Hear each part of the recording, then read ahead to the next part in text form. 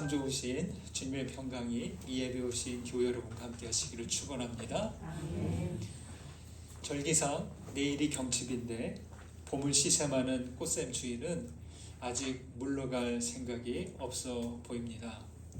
그래서 아직 무거운 겨울 옷들을 집어넣지 못하고 그대로 두고 있습니다.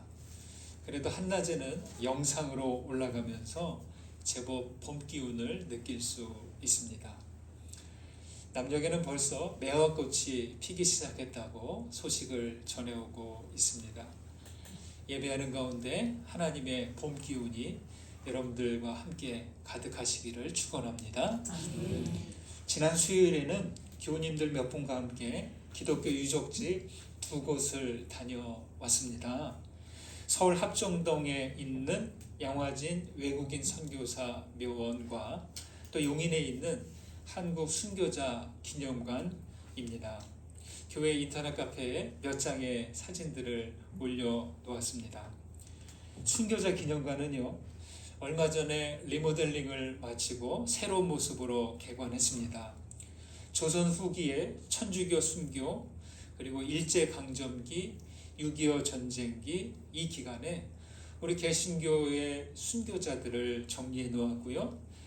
순교자들이 사용했던 유품, 글들 이런 것들이 영상과 오디오 형식으로 잘 전시되어 있었습니다.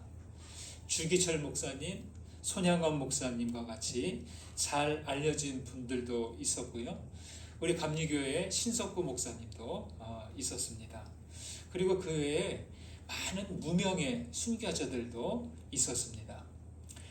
양화진 외국인 선교사 묘는 수년 전 혼자서 가본 적이 있지만 이번에 함께 가서 안내와 해설을 들을 수 있어서 더 깊은 감동이 되었습니다. 양화진 묘원에는 417명이나 되는 선교사 가족이 안장되어 있고요. 이 중에 선교사는 145명입니다. 이곳에는 1903년 원산 대부흥 운동의 주역이었던 하디 선교사, 이화 학당을 설립한 근대 여성교육의 선구자인 스크랜턴 부인, 그리고 배제학당과 정동교회를 세우고 한글 성경에 헌신한 아펜셀러 목사와 같은 초기 한국 감리교회 선교사들이 잠들어 있습니다. 아펜셀러 목사님은 성경 번역위원회에 참석하기 위해서 배로 목표로 가던 중에 선박사고로 순직하였기 때문에 이곳에는 그 시신은 없고 기념비만 있고 그 가족들 무덤만 있습니다.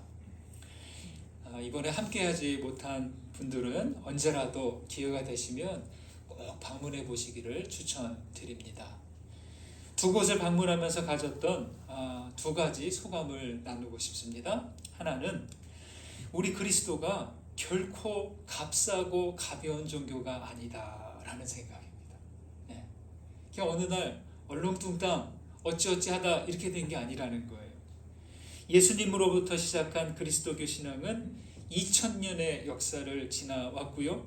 그 2000년의 역사는 선교와 순교의 헌신, 피 흘림이 있었기 때문입니다. 예수 신앙은요, 자신들의 고향과 고국을 떠나 미지의 땅으로 하나님께서 가라고 하시는 곳으로 건너간 그 선교사들이 전해준 신앙입니다. 그리고 유명 무명의 순교자들이 폭력과 불의 앞에서 목숨을 아끼지 않고 지켜낸 신앙이라는 겁니다.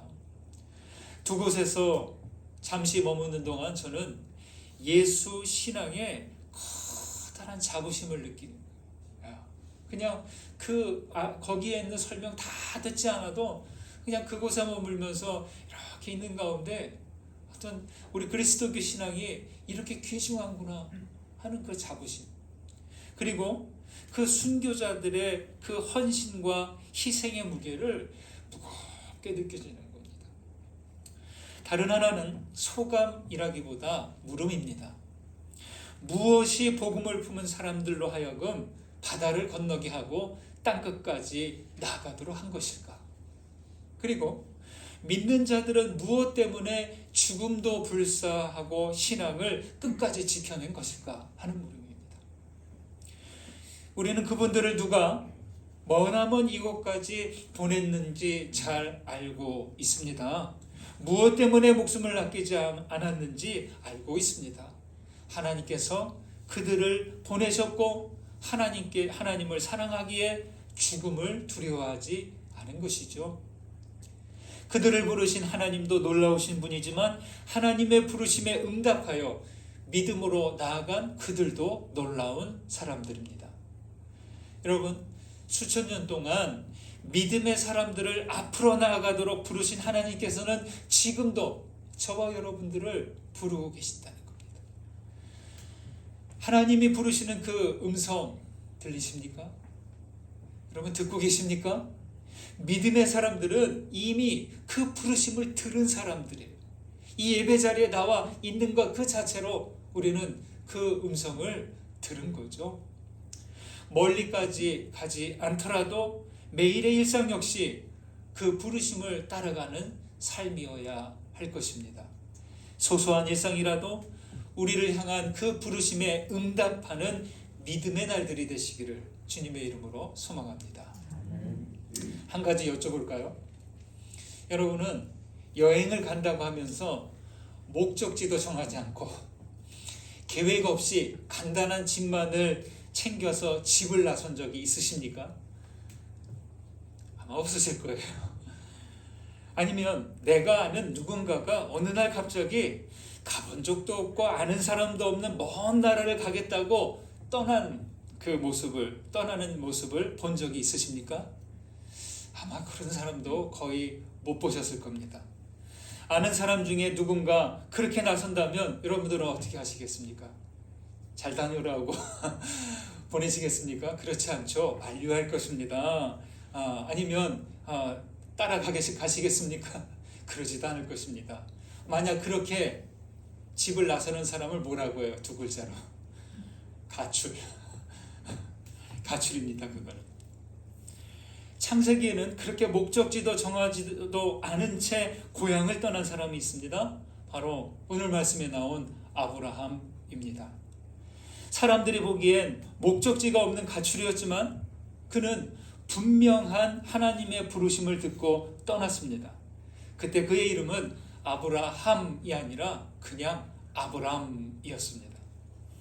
이스라엘의 족장 이야기는 아브람부터 시작합니다. 여러분, 아브라함 이야기가 이제 처음 이 창세기에 등장하는데 하나님께서 아브라함을 부르신 그 이유가 궁금하지 않으십니까? 하나님께서 무엇 때문에 어째서 아브라함을 부르셨을까요? 아브라함을 부르신 그 이유는 하나님께서 그를 통해 은총을 베풀기 위함이라는 겁니다.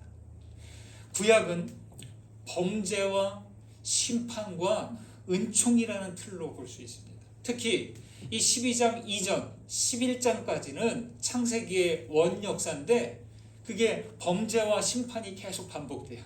그죠? 그런데 만약 하나님의 은총이 없다면 인생은 어떻게 되냐? 범죄와 심판을 반복하는 거예요. 이게 끊임없이 무한 반복하는 거예요.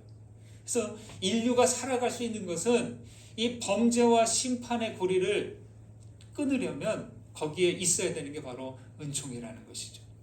하나님은 은총을 위해 아브라함에게 떠나라 라고 말씀합니다. 1절을 다시 한번 보실까요? 1절 있습니다. 여호와께서 아브라함에게 이르시되 너는 너의 고향과 친척과 아버지의 집을 떠나 내가 내게 보여줄 땅으로 가라. 유대인들에게는 자신의 존재를 나타내는 5가지가 있대요. 한 사람의 존재가 그 한 사람으로만 드러나지 않고 이 5가지와 연결되어 있을 때 드러난다는 거예요. 첫째는 자기 자신, 그 다음은 가족, 그 다음은 친족, 부족, 그리고 백성 전체. 유대인들은 이 5가지를 하나로 여긴다는 것이죠. 이런 관계를 벗어나서는 살 수 없습니다. 그런데 하나님은 고향과 친척과 아버지 집을 떠나라고 하십니다. 고대 사회에서요, 사형 다음으로 엄중한 징벌이 있습니다. 그게 추방령이에요. 추방. 그 공동체에서, 지역사회에서, 그 국가에서 그냥 추방해버리는 거예요.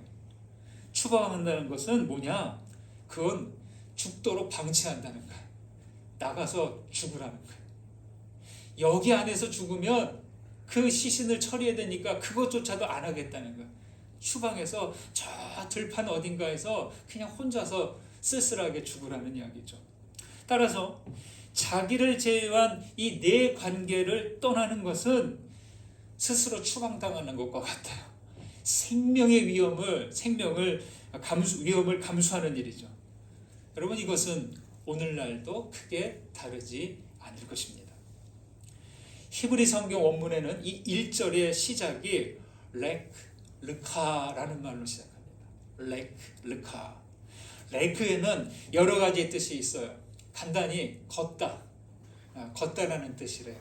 가다, 발자취를 따라가다, 그리고 버리다, 떠나다, 포기하다, 뭐 이런 뜻이 있어요. 다양하죠. 그 다음 르카라는 말은 너를 위해서라는 뜻이에요. 무슨 얘기예요? 너를 위해서 떠나라. 무엇을? 고향집과 친척과 아버지의 집을 떠나래. 너 자신을 위해서 떠나라 라는 말인데, 여러분, 이 말씀은 아무리 생각해도 인정하기가 어렵습니다. 왜냐? 고향과 친척과 아버지의 집은 삶의 기반을 포기한다는 뜻이에요. 스스로 추방당한다는 거예요. 어떻게 그걸 떠날 수 있어요? 죽을 수밖에 없을 텐데. 삶의 기반을 내려놓는 일이 어떻게 나를 위한 일이 될 수 있을까요? 우리 상식적으로 볼 때, 세상의 관점으로 볼 때 받아들일 수 없는 겁니다. 그런데 하나님이 이 말씀에서, 이 명령에서 의도하는 바가 있어요. 그것은 삶에 대한, 인생에 대한 아브라함의 생각을 살피기 위함입니다. 이것은 인생의 근본 문제에 대한 우리의 태도입니다. 일생 동안 쌓아놓은 안전장치, 기득권을 내려놓고 하나님과 동행할 준비가 되어 있는지를 시험하십니다. 그리고 신앙은 취미처럼 하는 게 아니에요. 레저 생활처럼 하는 게 아니에요. 우리의 목숨이 달려있다는 그러한 것과 같다는 거예요. 이 일은 하나님을 위해서가 아니라 우리 자신을 위해서입니다. 그런데도요, 이 말씀은 너무나 큰 부담을 줍니다. 그렇지 않습니까? 고향과 친척과 아버지의 집은 아브라함의 정체성을 말해줍니다. 우리도 마찬가지예요. 지금 내가 있는 이 자리, 내가 하는 일, 내가 관계 맺고 있는 사람들, 이게 나의 전부를 설명합니다. 고향 친척 아버지 집을 떠나라고 하시고 떠나서 이제는 내가 내게 보여줄 땅으로 가라라고 하십니다. 이 말씀이 있어서 중요합니다. 그냥 떠나는 것으로 끝나는 게 아니라 여호와께서 보여주실 그 땅으로 가라, 이 말씀이 있기 때문에 가는 것이죠. 이 말씀은 뭐냐? 이제 아브라함의 정체성이 더 이상 고향 친척 아버지 집이 아니라 하나님과 함께하는 삶에 있다는 거예요. 이게 바로 믿음의 정체성입니다. 여러분, 인생은 어디로부터 와서 어디로 가는 것일까요? 아주 철학적인 질문인데 신앙적인 질문이기도 합니다. 어디로부터 와서 어디로 갑니까? 철학과 종교는 이를 두고, 이 물음을 두고 다양한 이야기들 해왔어요. 근데 말할 수 있는 것은 딱 하나예요. 인생은 하나님께로부터 왔다가 하나님께로 가는 거예요. 철학에서는 하나님 자를 빼서 무로부터 와서 무로 가는 것이다. 없음에서부터 와서 없음으로 가는 게 이게 인생이라는 거예요. 지금 여기가 전부인 것처럼 여겨져요. 인생은. 그렇죠. 그러나 아무리 잘 산다고 해도 결국 우리는 돌아가야만 한다는 거예요. 삶은요, 여기서 영원히 머물기 위함이 아니라 하나님과 함께 영원으로 나아가기 위한 삶이어야 한다는 거예요. 이 자리에서 영원히 하는 게 아니라 이 자리를 딛고 그 다음에 영원으로 나아가는 것이라는 거죠. 따라서 신앙의 여정이 하나님께로 돌아가는 것이라면 나중 언젠가부터가 아니라 지금부터 하나님과 함께 해야 된다는 거예요. 믿음은 이것을 하기 위한 것이라는 거죠. 신앙생활이 잘 안 되는 이유가 있어요. 왠지 아세요? 고향과 친척과 아버지의 집을 모두 가지고 가려고 하기 때문에 이걸 다 가지고 영원으로 갈 수는 없다는 거죠. 지금 내가 누리는 것들, 가족과 집과 일과 사람들이 분명해 보여도 물론 함부로 소홀히 대하는 건 아닙니다. 그 모든 것들이 분명해 보여도 그런 것들이 나의 영혼을 책임져 주지는 않는다는 것입니다. 주님은 내가 내게 보여줄 땅으로 가라라고 하십니다. 보여줄 땅이 가나안 땅이라고 바로 다음에는 나와요. 그런데 아직은 몰라요. 이 말씀을 하실 때는 아직 그 보여주시는 땅이 어딘지는 몰라요. 그런데 분명하고 확실한 것이 있어요. 어제도 오늘도 내일도 동일하신 하나님이 그와 함께 하신다는 거예요. 확실하신 분은 하나님이세요. 여러분, 하나님은 여러분에게 분명하고 확실한 분으로 계십니까? 항상 이거 물으셔야 돼요. 네. 의심이 되기도 해요. 하나님 안 계신 것 같기도 하고 나를 멀리 하시는 것 같기도 해요. 그러나 하나님은 분명하고 확실하게 나와 함께 하십니다. 신앙의 삶은요, 그래서 변함없는 하나님과 함께하는 것, 이것이 나 자신을 위하는 일이라. 우리의 정체성이 이 땅이 아닌 언제나 통일하신 하나님과 함께 하는 것이 되시기를 주님의 이름으로 간절히 소망합니다. 그 다음, 하나님께서 보여주실 땅이 어딘지는 아직 몰라요. 그런데 주님은 막무가내로 떠나라고 하지 않으십니다. 어찌 탁 보면 무턱대고 일단 가면 알게 돼, 이게 아니라 그렇게 가라고 하시면서 약속을 하십니다. 2절 3절 읽습니다. 내가 너로 큰 민족을 이루고 내게 복을 주어 내 이름을 창대하게 하리니 너는 복이 될지라. 너를 축복하는 자에게는 내가 복을 내리고 너를 저주하는 자에게는 내가 저주하리니 땅의 모든 족속이 너로 말미암아 복을 얻을 것이라 하신지라. 단 2절에 딱 2절인데요. 언약의 내용이 7개나 됩니다. 7개나 되는 언약의 내용이 여기 있어요. 큰 민족이 되게 하고 복을 주고 이름을 창대하게 하고 축복하는 사람의 복을 주고 저주하는 자에게 저주한다고 합니다. 놀랍고도 부러운 약속입니다. 그런데요, 이 놀랍고 부러운 약속은 여호와 하나님께서 이루신다는 거예요. 여기서 주목할 부분은 2절과 3절 끝에 있는 언약입니다. 따라해 보실까요? 너는 복이 될지라. 모두가 너로 말미암아 복을 받을 것이라. 세 번역에 보니까요, 너는 복의 근원이 될 것이다. 이거 영어 성경에는 사람들에게 복이 되라 라고 나와 있습니다. 달리 말해, 아브람, 너는 하나님께 복받은 사람의 표준이 되고 복의 모델이 되라, 이런 말이에요. 여러분, 인생의 목표가 행복한 삶을 사는 것이라고 한다면 오늘 말씀은 행복한 삶을 사는 방법을 말하고 있습니다. 행복한 삶을 살고자 하는 우리에게 하나님은 너는 복이 되라라고 합니다. 복 받아라가 아니라 복이 되라고 합니다.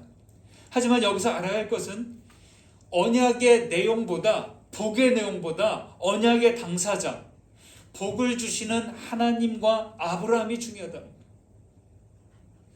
우리 사람들은, 우리 신앙인들은 자꾸만 그 복의 내용에만 관심이 있어요. 그렇지 않아요. 복을 주시는 하나님, 복의 주체이신, 주인이신 하나님과 어떤 관계를 맺느냐가 중요합니다. 여러분, 어떤 언약이든지 그 내용이 아무리 좋다고 해도 당사자들이 무성의하고 무책임하면 언약은 그 휴지 조각이에요. 그렇지 않습니까? 하나님이 아니라면 복이 될지라는 것은 무의미하고 아브라함이 언약을 받지 않으면 그 또한 무의미하게 되는 거죠. 여러분, 복이 시작이 되고 복의 표준과 모델이 되는 일은 언약의 주체이신 하나님과 함께하는 거예요. 하나님은 한번 딱 나타나서 약속 내가 지킬게 하고 멀리 떠나시는 분이 아니에요. 그냥 늘 함께하면서 이 약속을 이루시기 위해서 애쓰시는 분이세요. 인생은 여행이고 신앙도 여행이죠. 사람은 하나님께로부터 왔다가 하나님께로 돌아갑니다. 출발도 중요하고 도착도 중요해요. 여러분, 그렇다고 과정을 소홀히 할 수는 없습니다. 따라서 행복한 삶은 하나님과 함께 하는 일입니다. 늘 말씀드렸듯이 하나님의 현존과 함께 하는 일입니다. 그리고 복은 하나님과 함께 할 뿐만이 아니라 사람들과 함께 하는 거예요. 그러면 빵을 혼자 먹으면 배는 부르지만 그 행복하지는 않아요. 빵을 나눠 먹으면 조금 덜 부르지만 행복합니다. 행복한 삶을 사는 것은 내가 받은 복을 되도록 많은 사람들에게 흘려보내는 거예요. 네. 그 복의 내용에만 초점을 맞추면 내가 받은 것, 나 혼자도 누리기에 부족한데 누구를 나눠? 이런 생각으로 해서 사람들에게 다가가지 않습니다. 혼자서 누리는 거죠. 여기서 하나님은 보여줄 땅을 차지하는 것이 복이라고 하지 않으신다는 거예요. 그 땅으로 가면 큰 민족을 이루고 내 이름을 창대하게 함으로 복이 될 것이라고 합니다. 그냥 복이 되면 돼요. 근데 그 복이 뭐냐? 흘려보내는 거예요. 하나님께 받은 그 복의 그 요령, 복을 받는 것, 복을 누리는 것, 그것을 그냥 사람들에게 나누는 거죠. 방금 복을 흘려보내는 것이다 라고 말씀했어요. 여러분, 흐르지 않은 시냇물, 흐르지 않는 강물은 그 뭐예요? 그 아무것도 아니에요. 시냇물은 흘러야 돼요. 강물이 되었으면 계속 흘러가야 돼요. 흐르는 동안 그 주변의 땅들이 비옥하게 됩니다. 하나님이 당신의 백성을 복되게 하시는 방법이 바로 이것입니다. 참 이 부분은 역설적이고 참 중요해요.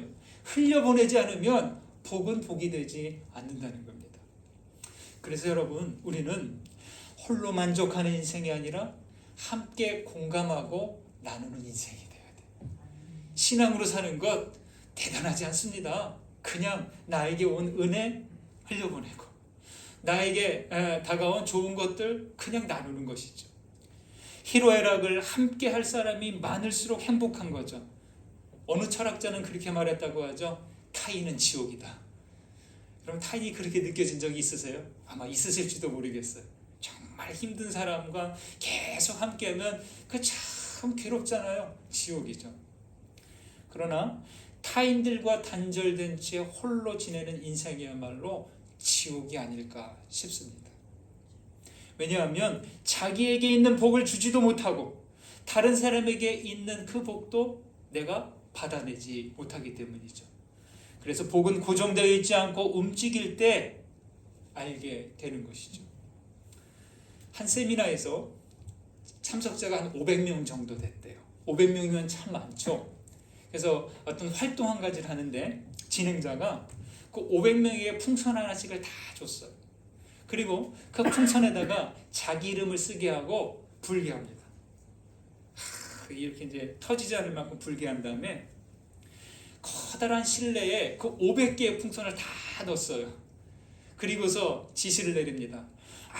아무에게도 도움을 받지 않고 누구에게도 얘기하지 않고 5분 내로 자기 이름이 적힌 풍선을 찾아보라고. 여러분, 어떻게 됐을까요? 풍선을 찾았을까요? 500개나 되는 풍선에서 어떻게 자기 이름을 찾아요? 그 참 5분 내로 못 찾습니다. 한 사람도 자기 이름이 적힌 풍선을 찾지 못했습니다. 그러자 그 다음에 진행자가 그 풍선을 하나씩 무작위로 사람들한테 주는 거예요. 그런 다음에 임의로 하나씩 나눠준 다음에 이 풍선의 이름 주인을 찾아주라고 하는 겁니다. 어떻게 됐을까요? 다 찾아줬대요. 참 여러분 놀랍지 않습니까? 예. 모두 자기의 풍선을 찾게 되었다는 것이죠. 여러분 행복은 바로 이런 것이 아닐까요? 어디에 있는지도 모르고 행복을 찾으려 헤매지 말고 가까운 사람에게 그 행복을 주려고 할 때 모두가 같이 행복해진다는 거죠. 세상은요 온통 자아도취, 나르시시즘에 빠져 있어요. 그렇죠? 요즘엔 어때요? 내가 어디 가서 맛있는 음식 먹은 거, 내가 지금 즐기고 있는 거 사진 찍어서 올리잖아요. 그게 다 자아도취라는 거죠. 다른 사람들이 알아주나 안 알아주나 그냥 나 좋으면 그만이라는 거예요.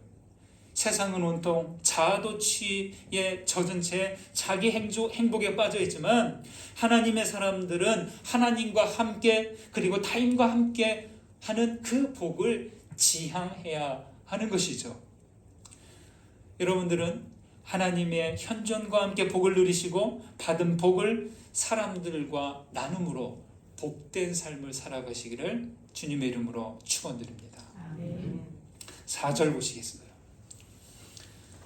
4절 있습니다. 이에 아브라함이 여호와의 말씀을 따라갔고 롯도 그와 함께 갔으며 아브라함이 하란을 떠날 때에 75세였더라. 아멘. 떠나서 가라라는 명령을 따라 아브라함은 떠났습니다. 아내 사레와 조카 롯도 그리고 종들도 그와 함께 갔어요. 그러나 떠나서 가되 아무렇게나 가지 않고 여기는 그 말씀을 따라 갔다라고 합니다. 아브라함은 하나님의 말씀에 순종합니다. 여러분 오늘 말씀에서 복이라는 히브리어는 바락인데요. 이 본래의 뜻이 있어요.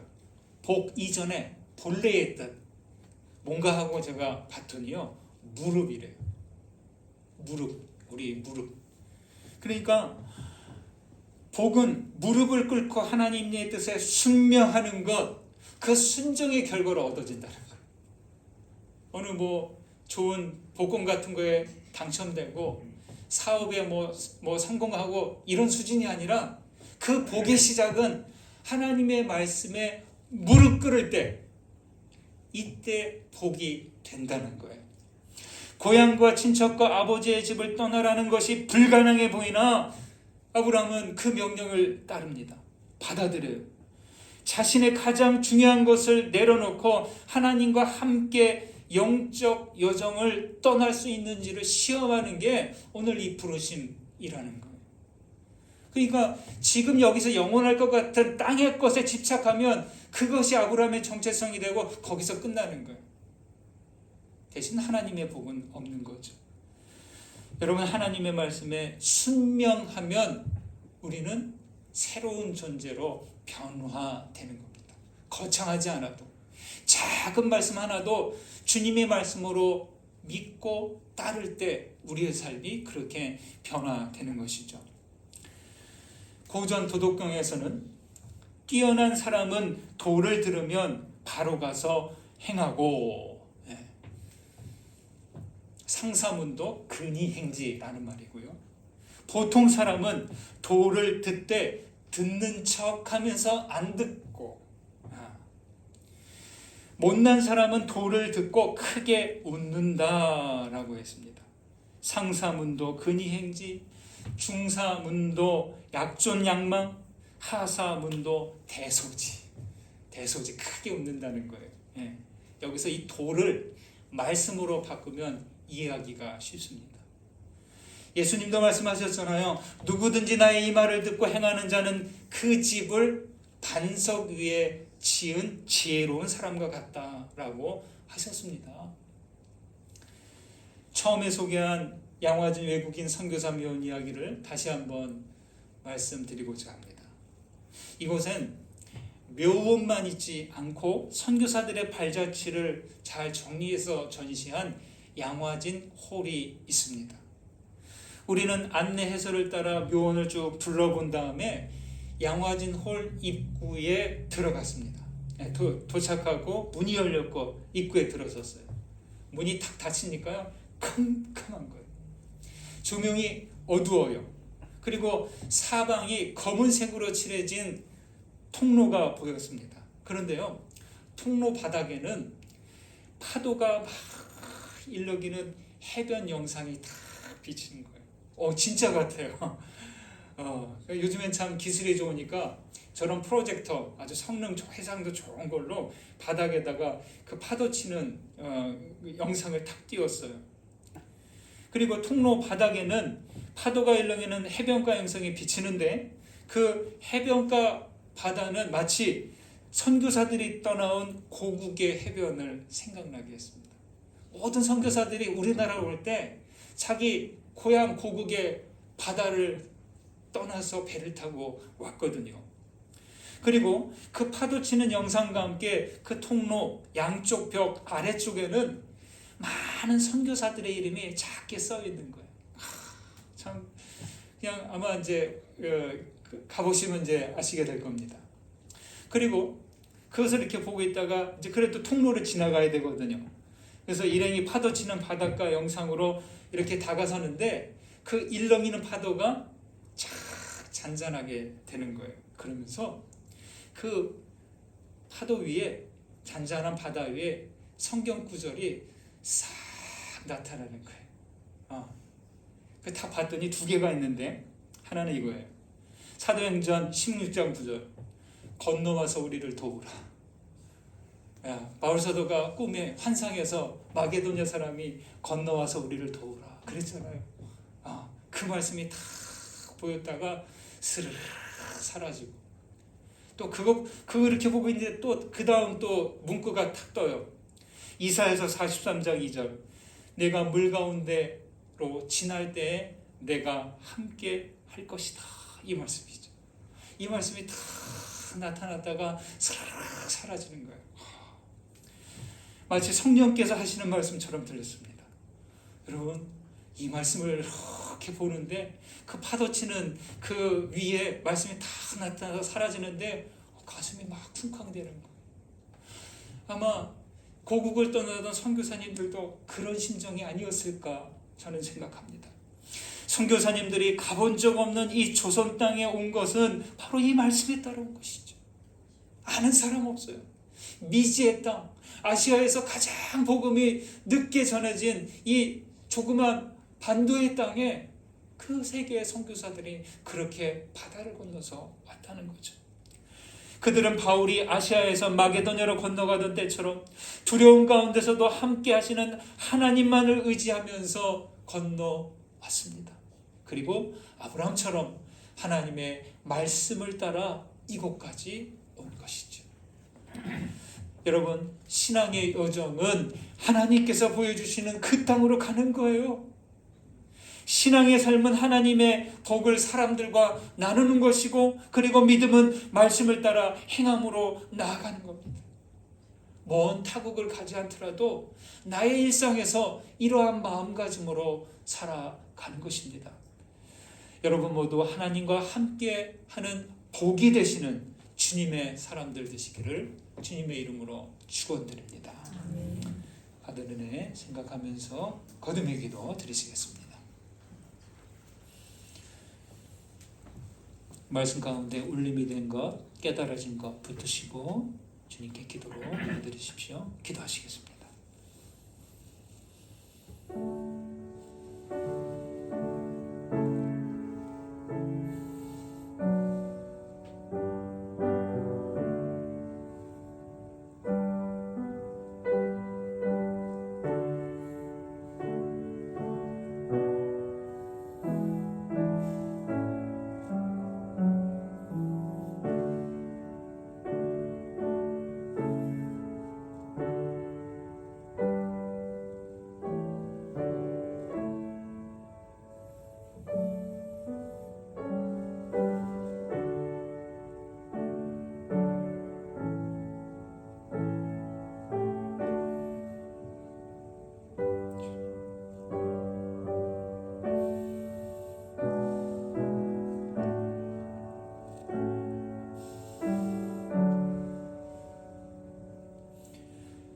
자비하신 하나님, 주님은 아브라함을 부르시고 언약의 땅으로 나아가도록 하셨습니다. 또한 수많은 믿음의 사람들을 부르셔서 땅끝까지 나아가게 하셨습니다. 그들을 통해 이 땅에 은총과 구원의 역사를 이루심에 감사합니다. 주님은 우리도 부르셨으니 우리가 나아갈 땅을 보여주시고 언제나 동일하신 주님과 함께하게 하옵소서. 주님과 함께하는 삶이 복이고 그 받은 복을 나누는 삶이 복된 삶임을 깨닫습니다. 하나님, 아브라함처럼 안주하는 삶이 아닌 주님의 말씀을 따라 순명하는 그 복된 삶을 살기를 원합니다. 말씀과 함께 주님과 동행하는 삶이 되도록 인도하여 주옵소서. 예수님의 이름으로 기도드립니다. 아멘.